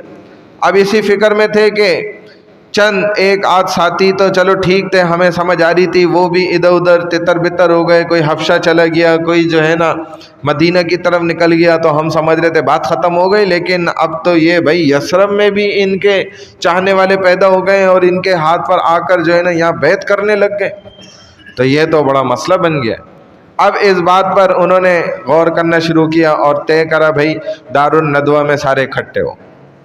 اور یہ دار الندوہ کیا ہے؟ یہ ایک مقام ہے جو اب تو اتنی صحیح حالت میں موجود نہیں ہے. کہتے ہیں مکہ میں مسجد حرام میں یہ موجود تھا، اب تو ٹوٹ پھوٹ کا شکار ہو گیا. تقریباً یوں سمجھ لیں اس کو انہوں نے ختم ہی کر دیا. باب السلام اور باب الفتح کے درمیان یہ ایک جگہ تھی اور اس کا نام دار الندوہ تھا. یہ قصی ابن کلاب نے سب سے پہلے یہ تعمیر کیا تھا. یہ ایک کمرہ نما جگہ تھی اور وہاں بیٹھ کر نا یہ سردار قریش آپس میں جو ہے نا جتنے بھی اہم مشورے ہوا کرتے تھے، میٹنگز ہوتی تھیں، وہ ادھر کرتے. تو ابو جہل نے سب کو حکم دیا کہ بھائی وہاں جمع ہونا ہے اور ساتھ میں جو ہے نا ایک بات کا بڑا خاص خیال کرنا ہے. وہ یہ بات ہے کہ ہر آدمی جس کو بھی بلائے تو وہ دیکھنا کہ اس کا تعلق والا بندہ بنو ہاشم قبیلے میں سے نہ ہو، کیونکہ بنو ہاشم رسول اللہ صلی اللہ علیہ وسلم کا قبیلہ، قریش کی جو شاخ نکلتی ہے ادھر سے نبی علیہ السلام کا تعلق. تو ایسے بنو ہاشم قبیلے والے کو کوئی دعوت نہ دے. اسی طرح بنو ہاشم کے ساتھ جو ہے بنو عبد مناف اور بنو عبد المطلب، تو ان تین قبیلوں والوں کو تو ان کے گھرانے والوں کو یا ان کے متعلقین کو ایسے ہی جو ہے نا مدینہ سے جن کا تعلق ہو، کسی کو پتہ ہو، تو ایسے لوگوں کو اس میٹنگ کے اندر آنے نہیں دینا ہے. خاص الخاص یہ میٹنگ ہے. چنانچہ اس کے اندر جو ہے نا اگر محمد صلی اللہ علیہ وسلم سے کسی بھی طرح کوئی تعلق والا آ گیا تو ہم نے اس کے اندر اہم پیش رفت کرنی ہے، بہت اہم میٹنگ اور فیصلہ کرنا ہے. تو وہ جا کر ظاہر ہے پھر رسول اللہ صلی اللہ علیہ وسلم کو باخبر کر دے گا اور ان کو پہنچا دے گا، تو ہماری میٹنگ کا پھر کوئی فائدہ نہیں رہے گا. چنانچہ ایسا کوئی بھی نہ آئے. بڑی خاص بات اب یہ لوگ کرنا چاہتے تھے رسول اللہ صلی اللہ علیہ وسلم کے خلاف. تو اب انہوں نے کیا، حضور صلی اللہ علیہ وسلم کو نا ورنہ اگر کوئی ان کا متعلق آ گیا تو بتا دے گا، لہذا ہم نے اس بات کا بہت خیال رکھنا. اب ابو جہل نے نا اس خاصیت کے ساتھ میٹنگ کا انتظام کر لیا دار الندوہ کے اندر اور سارے اکٹھے ہونے لگ گئے. جب میٹنگ شروع ہونے لگی تو انہوں نے دیکھا دروازے پر ایک آدمی کھڑا ہوا ہے اور وہ آدمی بڑا شیخ ہے، بڑی عمر کا، عمر رسیدہ، اور نجد علاقہ ایک بہت بڑی جگہ وہاں پر ہے اس وقت بھی عربستان میں. تو وہاں کا وہ شیخ معلوم ہوتا. تو وہ کھڑا ہوا تھا، قد آور، سانولا کالے رنگ کا اور بڑا طاقتور سا انسان تھا. بعض لوگ اس نجدی کو دیکھ کر جو ہے نا تھوڑا تجسس میں پڑ گئے کہ یہ شخص تو ایسے ہے، ہم نے کبھی پہلے اس کو دیکھا ہی نہیں، یہ کون ہے یہ شخص. اور بعض دفعہ عرب لوگ نجدی لوگوں پر بڑے اعتراض بھی کرتے تھے کہ بھائی نجد سے مراد جو ہے نا حقیقت میں یہاں پر نجد عین یعنی کہ بالکل عین نجد مراد نہیں ہے، کیونکہ دیکھا جائے تو نجد تو ایک بہت بڑا علاقہ ہے. جیسے کراچی کو آپ دیکھتے ہیں کہ کراچی تو ایک بہت بڑا شہر ہے. اگر یوں بھی کہہ دیا جائے کہ ایک ملک ہے تو یہ بھی بعید نہیں ہے، یہ بات بھی درست ہو جاتی ہے کہ بھائی جو ہے نا یہاں پر آپ 50 کلومیٹر بھی چلیں تو ایک کونے سے دوسرے کونے نہیں پہنچ رہے، ورنہ بعض جگہوں پہ تو آپ 3-4 کلومیٹر چلیں شہر سے ہی نکل جاتے ہیں. تو یہ شہر بڑے ہونے کی، تو ایسے ہی نجد ایک بہت بڑا علاقہ تھا جو عراق تک جو ہے نا سارا پھیلا ہوا. تو اس وجہ سے کسی نجدی پر کوئی تہمت لگانا، غلط بات کی یا اس طرح، تو یہ غلط ہے، کیونکہ عراق تک سارا نجد تھا، اونچا علاقہ تھا، اس لیے اس کو نجد کہا جاتا تھا. ہاں نجد کے لوگ یہ ضرور تھا کہ بڑے طاقتور، قد آور، زور آور، جنگجو اور بڑی قوتوں والے تھے. اور اللہ پاک نے بعض قبائل میں یہ خصوصیات رکھی بھی ہوتی ہیں، جیسے ہمارے ہاں بھی بڑی اچھی خصوصیات کے لوگ مالک بھی ہوتے ہیں. جیسے شیزان ایک جو ہے نا علاقہ ہے وہاں کا، ایسی نجد ہے. تو ان لوگوں میں آپ دیکھیں تو ابھی ہمیں بھی پتہ چلا تھا 125 سال کی خاتون ہے اور اس کو شادی کی ضرورت پڑی تو اس نے شادی کر لی. 60 سال تک اس کی شادی بھی رہی تھی، پہلے ہی اس کی شادی رہی 60 سال تک. ابھی 125 سال کی عمر میں اس کو دوبارہ ضرورت پڑی شادی، تو اس نے شادی کر لی، الحمدللہ اس کی ضرورت پوری ہو گئی۔ اور ہمارے ہاں تو 125 سال کی عمر میں جو ہے نا بندہ چل بھی نہیں پا رہا ہو، اگر ہو جائے 125 تک پہنچ جائے تو 25 سال میں جوان ہو جاتا ہے نا، اور 125 سال میں وہ اگر پہنچ جائے بالفرض پہنچ گیا تو 60 سال تک جو ہے نا اب اس کی یعنی کہ تمنا شادی کی چونکہ اس میں پیدا ہو گئی، تو کوئی یہ تھوڑی کہہ سکتا ہے کہ بھائی آپ کے اندر شادی کی خواہش جو ہے تمنا یہ کیسے پیدا ہو گئی، اب تو آپ کے لیے شادی کرنا حرام ہے، ایسا تو نہیں کوئی کہہ سکتا۔ یہ تو اب یہ کیا ہے، قبیلوں کے اندر اللہ کی صفات ہوتی ہیں بعض انسانوں، اور میں تو خود ایسے صاحب کو ماشاءاللہ جانتا ہوں، ان کا چند سال پہلے انتقال ہوا، جن کی 104 سال عمر تھی، وہ ہاتھ پکڑ کے میرے ساتھ نمازیں پڑھنے آتے تھے، پانچوں نماز میں آتے تھے مسجد، اور کہتے تھے کہ میری بڑی بہن ابھی زندہ ہے ماشاءاللہ اور چلتی پھرتی ہیں، کوئی بیماری نہیں، اور ان کو بھی کوئی بیماری نہیں تھی الحمدللہ، اور ان کی بہن کی عمر 115 سال تھی، اور بالکل ٹھیک۔ ابھی کا مجھے نہیں پتا کہ وہ زندہ ہی نہیں زندہ، لیکن ان صاحب کا ابھی چند سال پہلے انتقال ہوا، تو میں نے قبر میں ان کو رکھا نا ایسے اکیلے اٹھا کے یوں رکھ دیا جیسے چھوٹا بچہ، جسم یعنی کہ بہت ہلکا تھا، لائٹ تھا، کمزور بہت تھے، لیکن خود چل کے آتے تھے اور لیٹ کر سارا بیان سنتے تھے، ہم تو بیٹھ کے نہیں سن پاتے۔ جوان ہمارا دیکھے نہیں نظر آئے گا آپ کو ماشاءاللہ، کیونکہ وہ اس کے اندر سننے کی صلاحیت نہیں، وہ لیٹ کر بھی 104-105 سال کی عمر میں سنتے تھے ماشاءاللہ، پورا ساری بات سنتے تھے۔ تو اب یہ نجدی جو شیخ تھا نا، بڑی عمر کے، دروازے پہ نظر آئے، کھڑا ہوا ہے دروازے پہ، تو ان لوگوں نے کہا کہ یہ نجدی آدمی لگتا ہے، اگرچہ اس کو ہم پہچانتے تو نہیں ہیں، جانتے بھی نہیں ہیں، لیکن سوچا اس کو دیکھ کے، اس کے حالت کو دیکھ کے کہنے لگے کہ کوئی بڑا اچھا بندہ معلوم ہوتا ہے، کسی اچھے قبیلے کا لگتا ہے، بڑا سمجھدار نظر آ رہا ہے۔ اب اندر آ گئے، آ کے بیٹھ گئے، مشورہ شروع ہو گیا، تو ابو جہل نے کہا بھئی اب بتاؤ کیا کرا جائے، محمد الرسول اللہ صلی اللہ علیہ وسلم کی طاقت تو اب ہمارے ہاتھوں سے باہر نکل رہی ہے، اب ان کا کیا مسئلہ ہے، یہ اتنا بات پھیل رہی ہے، دین پھیل رہا ہے، کیا کیا جائے بتائیں بھائی۔ حضور علیہ الصلوۃ والسلام کی عظمت شان بہت پھیل رہی ہے۔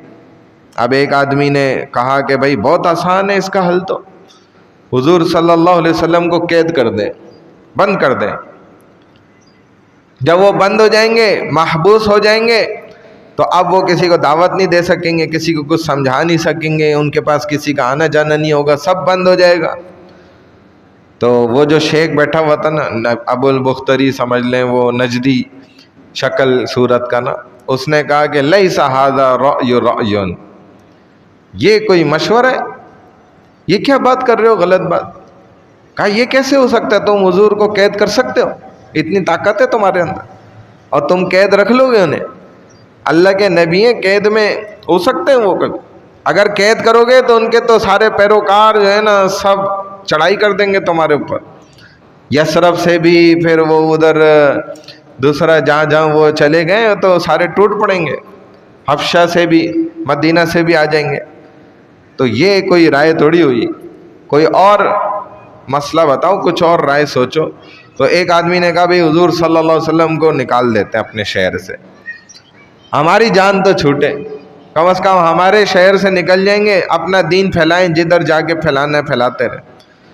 تو اس شخص نے کہا کہ یہ تو پہلی جو رائے جس نے دی تھی نا، اس سے بھی بڑی غلط رائے، کیا آپ ان کو شہر سے نکال دیں، جب حضور باہر چلے جائیں گے تو باہر تو تمہارے اپنے مذہب کے کتنے لوگ ہیں، وہ ادھر جا کے ان کو دعوت دیں گے، ان کو بھی پھر اسلام قبول کر لیں گے وہ سارے، اپنے لیے اور تم خود گھیرا جو ہے نا تنگ کر لو گے، پھر وہ اور ان کے چاہنے والے بڑھ جائیں گے۔ تم تو ادھر اندر ہیں تو تم چاہتے ہو کہ یہ لوگ بات نہ کریں، ان کے پاس کوئی جائے نہ، اور تم انہیں اور شہر سے نکال کے اور ان کا دین پھیلانا چاہ رہے۔ پھر کہا کہ بھائی تمہارے خلاف الٹا یہ اور مضبوط ہو جائیں گے، اور مکہ کو بھی پھر فتح کر لیں گے، یہ بھی یاد رکھنا۔ اب ابو جہل ملعون نے نا کہا کہ بھائی سب رک جاؤ، میرے پاس ایک رائے تجویز ہے۔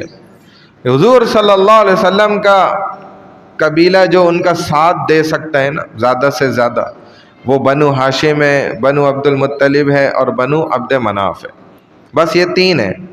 باقی سارے قبائل تو ہمارے ہاتھ میں، باقی سب تو ہمارے ساتھ ہے. تو قبیلہ تو ایک تھا قریش، اس سے آگے یہ ساری شاخیں نکلتی تھی.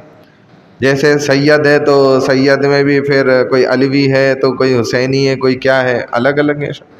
ہمارے ہاں بھی سندھی لے لو تو سندھی میں بھی کتنی شاخیں، بلوچی لے لو تو اس میں کتنی شاخیں، ہر ایک میں.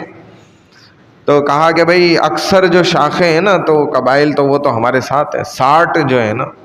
تو ابو جہل نے کہا میری رائے یہ ہے کہ ہر قبیلے کا ایک ایک نوجوان جنگجو لڑاکا تیار کرو، اور ہم کل 60 قبائل ہیں، 60 گھرانے، تو 60 نوجوان تیار ہو جائیں گے. پھر یہ مسلح کر کے نا حضور صلی اللہ علیہ وسلم کے گھر کا محاصرہ کر لیں، اور جب رسول اللہ صلی اللہ علیہ وسلم صبح نماز کے لیے گھر سے باہر آئیں تو سب مل کر حملہ آور ہو جائے، اور ان کو نعوذ باللہ مل کر جو ہے نا قتل کر دیں.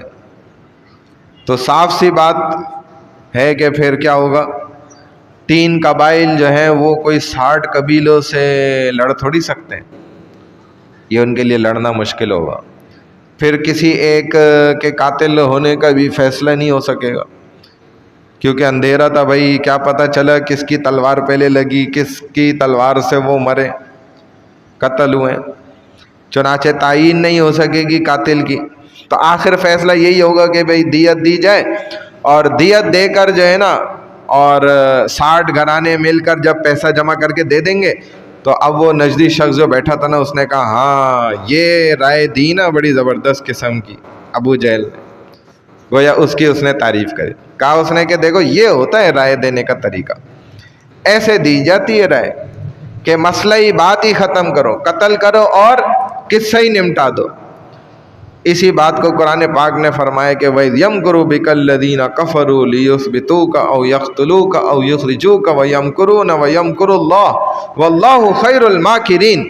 اللہ نے فرمایا اے میرے مدنی صلی اللہ علیہ وسلم، جب کافر اکٹھے ہو کر تدبیریں کر رہے تھے، چالیں چل رہے تھے کہ آپ کو قید کر دیا جائے، یا آپ کو نکال دیا جائے شہر سے، یا آپ کو قتل کر دیا جائے، تو وہ اپنی تدبیریں کر رہے تھے اور اللہ اپنی تدبیر کر رہے تھے. اللہ سب سے بہترین تدبیر کرنے والے، یہ کیا کر سکتے ہیں ایسی تدبیریں. پھر اللہ نے حکم دیا اے میرے مدنی آقا صلی اللہ علیہ وسلم، یہ تو رسول اللہ صلی اللہ علیہ وسلم کی شان ہے نا. فرمایا کہ اب آپ ہجرت کریں. اب وہ وقت آ پہنچا کہ آپ کو اس شہر کو چھوڑ دینا چاہیے، آپ ہجرت فرمائیں. اب سب سے پہلی ہجرت جو رسول اللہ صلی اللہ علیہ وسلم نے کی ہے وہ حبشہ کی طرف ہوئی، پھر اس کے بعد مدینہ کی طرف ہوئی. حضرت ابو سلمہ رضی اللہ تعالیٰ عنہ انہوں نے ہجرت کی سب سے پہلے. چوری چھپے جو ہجرت کرتے جاتے تھے صحابہ، چھپ چھپا کر نکلتے تھے، سوائے صرف ایک عمر کے. حضرت عمر رضی اللہ تعالیٰ عنہ نے تو حضور صلی اللہ علیہ وسلم کی خدمت میں حاضر ہوئے، آئے اور اجازت طلب کی کہ یا رسول اللہ کیا مجھے اجازت ہے ہجرت کرنے کی. نبی علیہ الصلوۃ والسلام نے ان کو اجازت دے دی، سب لوگ جا رہے ہیں، آپ صلی اللہ علیہ وسلم نے ان کو بھی اجازت دی. جب اجازت دے دی تو اب حضرت عمر رضی اللہ تعالیٰ عنہ انہوں نے نکل کے اعلان کیا اور کہا کہ مکہ والوں سن لو، کل میں یہاں سے جا رہا ہوں، شہر چھوڑ کے، مکہ چھوڑ کے میں نکل رہا ہوں، ہجرت کر رہا ہوں اور مدینہ جا رہا ہوں. اگر کسی قریش میں، کسی قریش کے بندے میں طاقت ہمت ہے تو آ جائے، مجھ سے مقابلہ کر لے. کسی قریش میں آ جاؤ، نکلو، پھر آؤ میرے پاس، میں کوئی چھپ کر جا ہی نہیں سکتا، میرا ضمیر اس بات کی اجازت نہیں دے. تو قریش کے کچھ لوگ آئے، پوچھا عمر کہاں جا رہے ہو؟ تو فرمانے لگے کہ میں تو مدینہ جا رہا ہوں، لیکن میں تمہارا انتظار کروں گا ضرور تنیم مسجد کے باہر، جو کہ حد حرم تھی، تو میں یہاں پر رکوں گا، 2 دن میں بیٹھوں گا. میں کوئی جلد بازی میں نہیں ہے کہ بھاگ جاؤں گا، نکل جاؤں گا. اگر کسی نے تم میں سے آنا ہے نا، ادھر ہی آ جانا، مقابلہ کرنا ہے. میں ادھر حدود پہ جو ہے نا بیٹھوں گا، انتظار کروں گا. عمر بیٹھے گا وہاں 2 دن تک، میں آرام سے جاؤں گا. جس نے بچے یتیم کروانے ہو، اپنی بیویوں کو بیوہ کرانا ہو، تو وہ آ جائے عمر کے پاس. تو اب کافروں نے سوچا بھی اور آپس میں بات چیت بھی کری، بھائی ہمارا خیال ہے کہ جایا جائے، لڑا جائے. تو کہا بھائی اپنی جان بچاؤ، دماغ درست ہے تمہارا، کیا ضرورت ہے مقابلہ کرنے کی اور اپنی جو ہے نا عورتوں کو بیوہ کرانے اور بچوں کو یتیم کرانے کی. تو یہ کہنے لگے کہ بھائی جب ایک آدمی خود ہی چھوڑ کر نکل رہا ہے، جا رہا ہے، تو اس کے پیچھے جانے کی کیا ضرورت ہے، جانے دو ان کو. دوسرا یہ کہ پوری دنیا میں ہماری پہلی دیکھو کتنی ذلت ہو رہی ہے کہ بھائی مکہ والے کیسے لوگ ہیں کہ یہاں سے دیکھو لوگ جو ہے نا شہر چھوڑ چھوڑ کے نکل رہے ہیں، کیسے برے خطرناک لوگ ہیں کہ لوگوں کو وہاں سے شہر چھوڑ کر ہی نکلنا پڑ رہا ہے. پہلے ہم اتنے جو ہے برے ہوتے جا رہے ہیں پوری دنیا میں. اگلی بات یہ ہے کہ ایک آدمی نے اپنے بچوں کو لے کر مکہ سے وہ نکل کے اور ان کو بچا کے بھائی حفاظت لے کے جا رہا ہے، اب ہم یہاں سے جا کر جو ہے نا اس کے پیچھے جائیں اور اس سے جا کر جو ہے لڑائی کریں، یہ کوئی بات ہوئی؟ یہ تو بری بات ہے. تیسری بات یہ ہے کہ جو ہمیں یہ چیلنج کر کے گئے نا کہ 2 دن میں وہاں ٹھہروں گا، آ جانا، تو اس کا ضرور مطلب ہوگا کہ اینڈ ٹائم پر کوئی لوگ نکل آئیں گے، ان کی ضرور کوئی نہ کوئی طاقت ہوگی، کوئی ان کے جب ظاہر ہے کوئی پیچھے بیک اپ پہ ہوتا ہے تو بندہ ایسی بات کرتا ہے، تو یہ ڈر خوف تھا ان کے دل. پھر جب حضور صلی اللہ علیہ وسلم کو ہجرت کا حکم ہو گیا نا کہ اب آپ صلی اللہ علیہ وسلم بھی نکلیں، تو بی بی عائشہ رضی اللہ تعالیٰ عنہ فرماتی ہیں کہ ہمارا دروازہ کھٹکھٹایا گیا، تو ہم نے دیکھا کہ دروازے پر تھوڑی دیر میں جب پہنچے تو دیکھا کہ حضور صلی اللہ علیہ وسلم ہے دروازے پہ. اور ایسے وقت میں حضور صلی اللہ علیہ وسلم تو کبھی آتے ہی نہیں تھے، آپ کا یہ طریقہ ہی نہیں تھا، یہ وقت نہیں تھا آنے کا، آپ اپنی عادت مبارکہ کے بالکل خلاف آئے اس دن، تو ایسے وقت میں آنے کی آپ کی عادت شریفہ نہیں تھی. پھر حضور صلی اللہ علیہ وسلم جب آئے تو حضرت ابو بکر صدیق رضی اللہ تعالیٰ عنہ نے دروازہ کھولا، اور ایک کمرے میں جو ہے حضرت سیدنا ابو بکر صدیق رضی اللہ تعالیٰ عنہ کے گھر میں نا ایک کمرے کے اندر حضرت عائشہ رضی اللہ تعالیٰ عنہ تھی، اور دوسری بی بی اسما رضی اللہ تعالیٰ عنہ جو حضرت عائشہ رضی اللہ تعالیٰ عنہ کی بہن ہے، یعنی کہ حضرت ابو بکر صدیق رضی اللہ تعالیٰ عنہ ان دونوں کے والد ہیں، اور ان دونوں کی جو والدہ ہیں نا وہ الگ ہیں. دونوں بیٹیاں حضرت ابو بکر کی ہیں صدیق رضی اللہ تعالیٰ عنہ، دونوں کی والدہ الگ ہے. چونکہ عربوں کے اندر آپ جانتے ہیں کہ پہلے شادیوں کا رواج اور اب تک شادیوں کا بڑا رواج ہے، اور الحمدللہ شادیاں جو ہے ان کے ہاں زمانے جاہلیت سے جو ہے نا شادیوں کا رواج ہے. کم سے کم 4 شادیاں ہوتی تھیں، بلکہ وہ تو وقت ایسا تھا، آپ جانتے ہیں حضرت سلیمان علیہ السلام کے زمانے میں بھی 90 اور 100 شادیاں ہوتی تھیں، اور کئی 100 اور بعض دفعہ 1000 سے بھی جو ہے بچے تجاوز کر جاتے تھے. ایسے شادیاں ہوتی تھیں، اتنی بیویاں ہوتی تھیں. اب شریعت نے جب کم سے کم 4 کی اجازت دے دی ہے، تو ہمارے ہاں انڈو پاک کے اندر دیکھا جائے اور پاکستان میں بھی آپ دیکھیں تو بس ادھر تو لوگ ایسی مخلوق ہیں ماشاءاللہ جو بس شوہر بیچارے صرف اور صرف جو ہے نا ایک ہی پر جو ہے ساری زندگی نکال لیتے ہیں، اور تھوڑا سا جو ہے نا ایک ہی پر وہ چاہتے ہیں کہ بس اسی سے عزت نہیں بچی رہی تو پھر آگے کیا عزت کو اور جو ہے نیلام کرنا، 4 سے ذلیل ہونا، اور تیسری اور چوتھی شادی کر کے جو ہے نا کیوں اپنے آپ کو خراب کر لیں، دوسری بھی کر کے کیوں اپنے آپ کو خراب، پہلے ہم اتنا خراب ہوگا.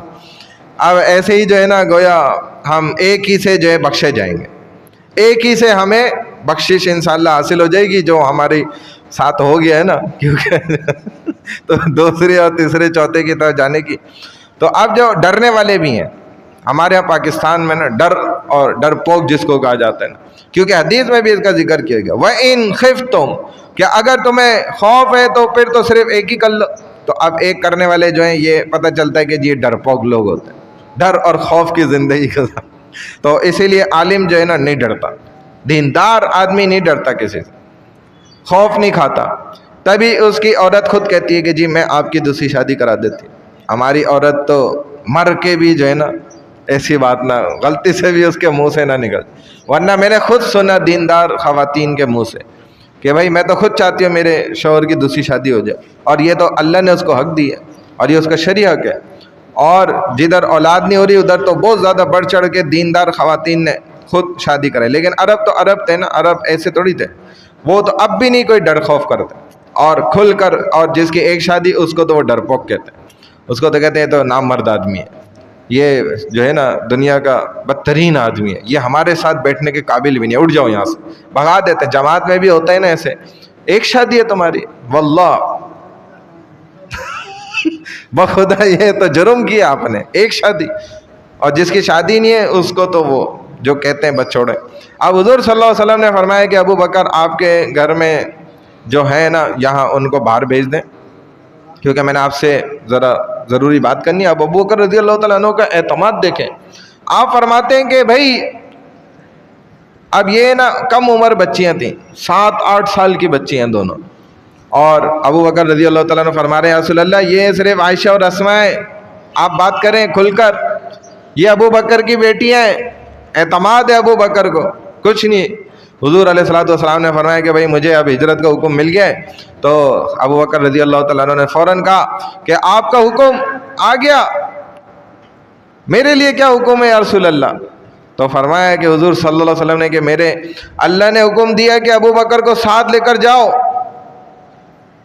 تو بی بی عائشہ رضی اللہ تعالیٰ عنہ فرماتی ہیں کہ پھر ابو بکر میرے ابا رونا شروع کر دیا، رو رہے ہیں، آنسوؤں کی لڑیاں جاری ہیں، اور میں نے تو آج تک اپنی زندگی میں پہلے کبھی کسی کو خوشی سے روتے ہوئے نہیں دیکھا تھا، پہلی بار میں نے اپنے ابا کو خوشی سے روتے ہوئے دیکھا، زندگی میں پہلی مرتبہ میرے ابا رونے لگ گئے۔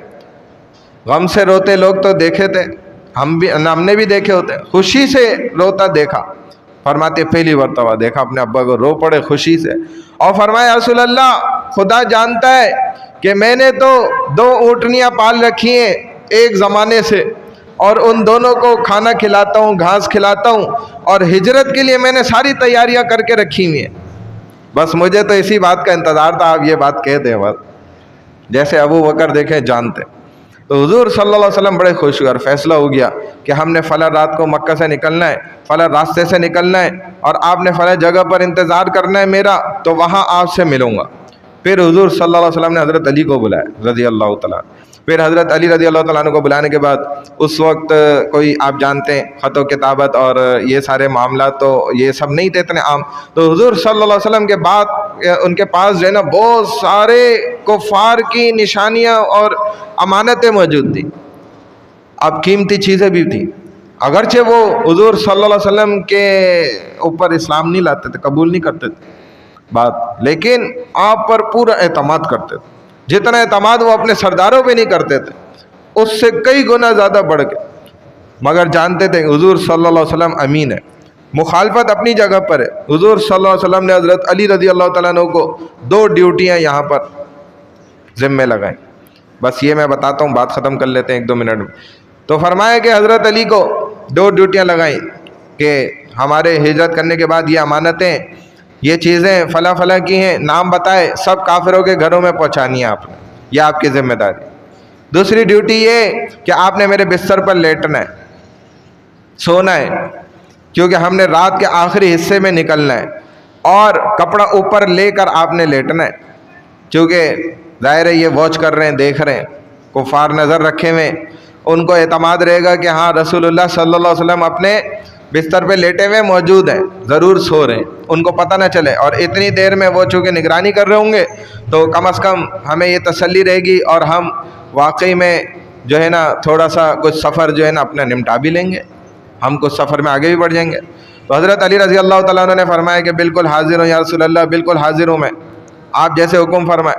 تو یہ بہت بڑا مقام ملا ان کو، اگرچہ بہت اونچا مقام، لیکن بعض لوگوں نے اس کو خلافت اول کا دلیل بناتے ہوئے جو غلط باتیں بیان کی، اس کا صرف جواب دے دوں کہ حضور صلی اللہ علیہ وسلم نے امانت حضرت علی رضی اللہ تعالیٰ عنہ کو دی، ابو بکر کو نہیں دی۔ اس سے وہ ثابت کرتے ہیں کہ خلیفہ اول کون ہونے چاہیے تھے؟ حضرت علی۔ اچھا، قوم امانت نہیں ہے اس کا مطلب، صرف چیزیں ہی امانت ہوتی ہیں، اس سے بڑی امانت کون سی ہے؟ قوم۔ حضرت ابو بکر صدیق کو قوم کی امانت عطا کری کہ آپ نے ساتھ چلنا ہے، قوم کا خیال رکھنا، آپ صلی اللہ علیہ وسلم نے عطا کی۔ اور دوسری بات کہ حضور صلی اللہ علیہ وسلم کی جگہ پر خود حضور علیہ الصلوۃ والسلام نے اپنے حکم سے حضرت علی رضی اللہ تعالیٰ عنہ کو لٹایا کہ میرا حکم ہے کہ آپ نہیں لیٹنا ہے، ابو بکر نے نہیں لیٹنا، ابو بکر نے تو میرے ساتھ چلنا ہے۔ کیونکہ اللہ کا حکم یہ ہے مجھے مل گیا۔ اللہ ہم سب کو عمل کی توفیق عطا فرمائے۔ سبحان اللہ و بحمدہ، سبحانک اللہم و بحمدک، نشہد ان لا الہ الا انت، نستغفرک و نتوب الیک، نستغفرک و نتوب الیک، نستغفرک و نتوب الیک، برحمتک یا ارحم الراحمین۔